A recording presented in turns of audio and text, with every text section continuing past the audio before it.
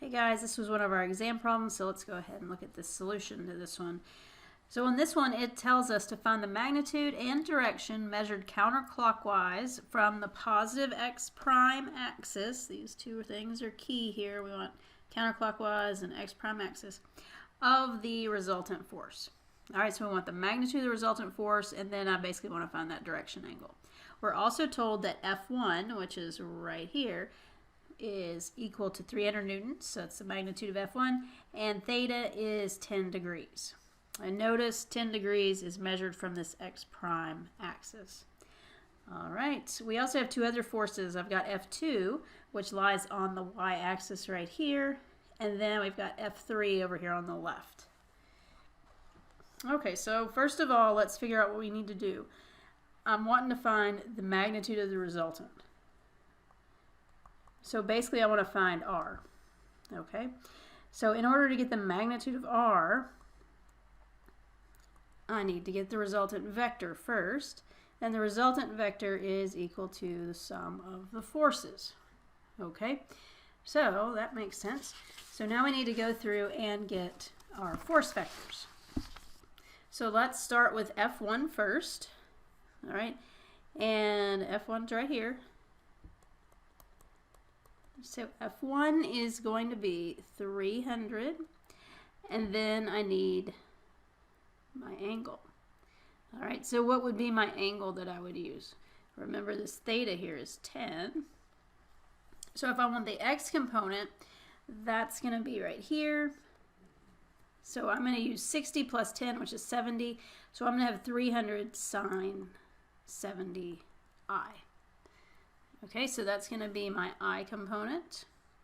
And then for my j component, I'm going up, so it's going to be positive 300 cosine 60. Or not 60, but 70. And then let's put a j. All right, and then let's simplify that. So we get 281.91 I plus 102.61 j. And that's newtons. All right, so that's F1. Now let's do the same thing for F2. Now F2 is easy because this lies right on the y-axis. So it's going up, so it's going to be positive 200 J. And that's newtons.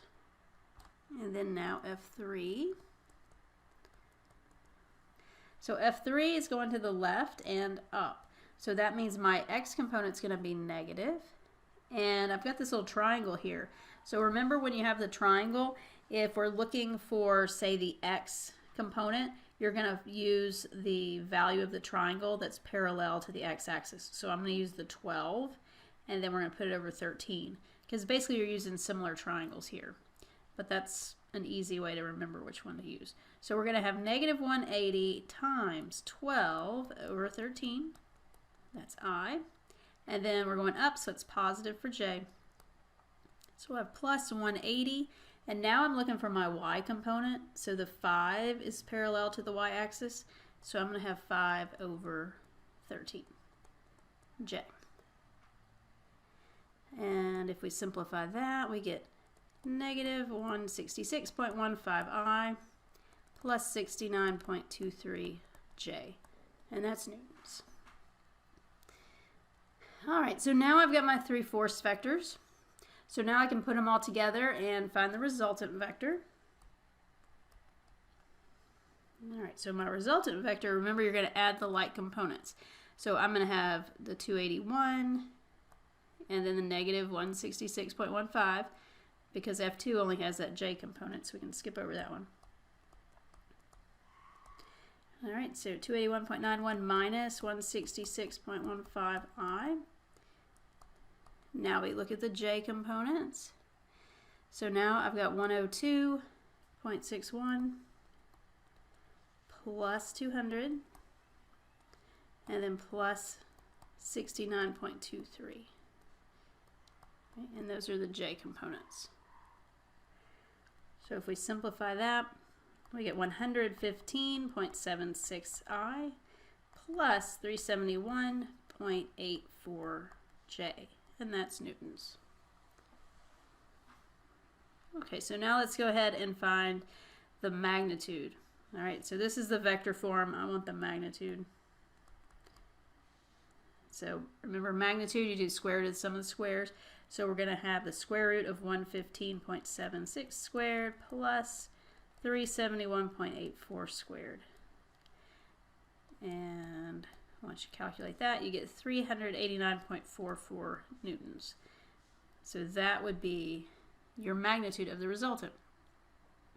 So basically that's your overall force that your system would experience. All right, that magnitude. Now next thing we want to do is find our direction. And remember, it said it wanted the direction measured counterclockwise from the positive x prime axis. So let's draw a little picture here. So here's x, here was y, and then let's draw it x prime. There's x prime. Okay, so now I've got that. Now I need to draw my resultant vector. All right, now obviously I'm positive x, positive y, so I'm going to be right there somewhere. And now I need to find my angle. Okay, so the angle that I want is this right here. All right, so let's call it phi this time, since we already had a theta used previously. So we'll call it phi. That'll be our direction. And what is this angle right here? What do we think that is? Well, that has to be 30, right? And it's 30 because if we look up here, I've got 60 degrees. That goes from y to x prime. So there's obviously a 90-degree angle here between x and y. So that leaves me 30 degrees between x prime and the x-axis. So that'll be 30 degrees. And let's have one more angle. Let's call this one beta. So beta is going to go from x to the resultant vector. Okay, and the reason why I want to find this beta angle first is because I can use my components of the resultant to do that, right? Because we can draw our little right triangle where that's beta, and then I'll have my y component over here, and then my x component over here. Okay, so beta then is going to be the arc tangent of 371.84 over 115.76, which that equals 72.71 degrees. And then now that I have beta, it's easy to find that direction angle phi. Okay, so phi then, if you look here, phi has to be beta minus 30. All right, so we got 72.71 degrees minus 30 degrees. So that gives us a 42.71 degrees. And that is our direction angle. All right, so that's how you go about doing that one. Okay, so the key, anytime you want to find a resultant, you want to find the force vectors first, then you sum them up to get the resultant. Remember, you're only going to add the like components. All right, so we took the I components, added those together, and then you separately added the J components together. All right, and that'll give you your vector. Then you can find the magnitude and all of that. All right, y'all. Have a great night. I'll see y'all in class.